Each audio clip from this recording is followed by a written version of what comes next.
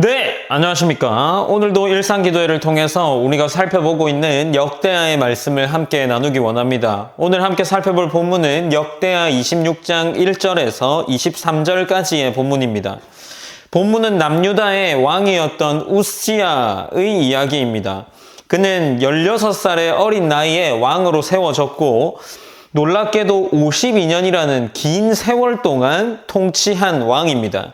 성경은 그가 정직하게 행하였다라고 평가하고 있는데 그가 하나님을 경외하는 스가랴의 지도를 받을 때 하나님께서 그를 형통하게 하셨다라고 기록을 하고 있습니다. 그것이 26장 4절에서 5절까지 기록되어 있죠. 우시야의 초기에는 하나님의 도우심과 경건의 본보기를 보여주고 있습니다. 그러나 그의 말년에는 교만과 심판의 상징이 되어버리는 모습을 보이는데 이 대조의 모습이 등장하는 것이 바로 오늘 본문의 핵심입니다.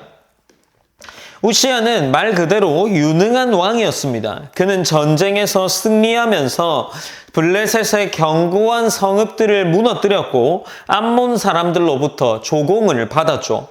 예루살렘 성벽을 새롭게 세우고 탑을 세워 방비를 강화했습니다. 광야에는 물 웅덩이를 파서 농업 생산을 늘리기도 했습니다. 이는 단순한 정치적 개혁이 아니라 하나님께 의지하여 백성을 돌보는 왕이었던 그의 리더십이 얼마나 뛰어난지를 보여주는 대목이기도 합니다. 특히 26장 5절에서는 하나님의 묵시를 밝히 아는 스가랴가 사는 날에 하나님을 찾았고 그가 여호와를 찾는 동안에는 하나님이 형통하게 하셨더라라고 기록을 하고 있습니다. 말씀은 찾다라고 말하면서 끊임없이 구하고 간절히 묻는다라는 것을 보여주고 있는 그 우시야 왕의 초기 모습을 기록하고 있습니다.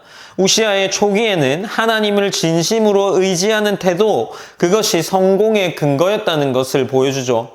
그러나 그가 점점 강성해질수록 그의 마음이 스스로를 높이게 되었습니다. 성경은 바로 이때 그가 성전으로 들어가서 분향하려 하였다라고 기록합니다. 분향은 어떤 것입니까? 오직 제사장만이 할 수 있는, 직분을 가진 자만 할 수 있는 그런 사역이었습니다. 그러나 지금 우시야가 직접 분향하려고 한 이것은 제사 행위가 아니라 하나님의 질서에 대한 도전을 보여주고 있는 거죠. 당시 제사장 아사랴를 비롯한 80명의 제사장이 그를 막으면서 26장 18절에 보면 우시야 왕 곁에 서서 그에게 이르되 우시야여 여호와께 분향하는 일은 왕이 할 바가 아니오 오직 분향하기 위하여 구별함을 받은 아론의 자손 제사장들이 할 바니라고 기록을 하고 있습니다. 그러니까 제사장들이 지금 이 우시야에게 당신이 할 일이 아니다, 왕이 할 일이 아닙니다 라고 권면을 해주고 있는 거죠. 그러나 우시야는 분노하면서 향로를 들고 대항하는 모습을 보입니다. 그 순간 하나님의 심판이 즉시 임하는데 그의 이마에 나병이 생겼습니다. 그것이 이어지는 19절에 기록되어 있고, 나병은 단순한 질병이 아니죠. 그 당시 구약시대에는 부정한 사람, 단절을 의미했습니다. 하나님께서 직접 우시야의 죄가 무엇인지를 보여준 것이다 라고 생각할 수 있습니다. 이 우시야의 죄를 드러내는 나병이 생겼다는 것은 그의 권세가 하나님 앞에서 무너졌다라는 것을 보여주고 있습니다. 우시야는 급히 성전에서 쫓겨났고 남은 생애 동안 별궁에 격리되어 살았습니다. 그가 죽은 뒤에도 성전이 아닌 왕들의 밭에 장사되었다는 사실은 하나님 앞에서 그의 권위, 그의 영광이 완전히 사라졌다라는 것을 기록하고 있습니다. 이 장면 또한 단순히 심판받은 혹은 벌받은 왕의 이야기가 아닙니다. 우시야는 하나님께 쓰임받던 자였고 처음에는 겸손했지만 나중에 하나님을 더 신뢰하기보다 자기 자신을 더 신뢰하기 시작했습니다. 영적 교만은 갑자기 찾아오는 것이 아니라 복에 익숙해지는 순간 찾아오게 되는 거죠. 하나님께서 주신 성공이 오히려 하나님을 잊게 만드는 순간 신앙은 방향을 잃게 됩니다.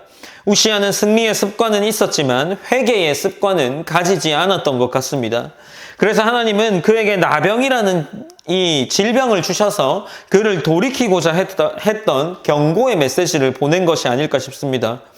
사랑하는 성도 여러분, 이 말씀은 우리 시대에도 동일하게 적용됩니다.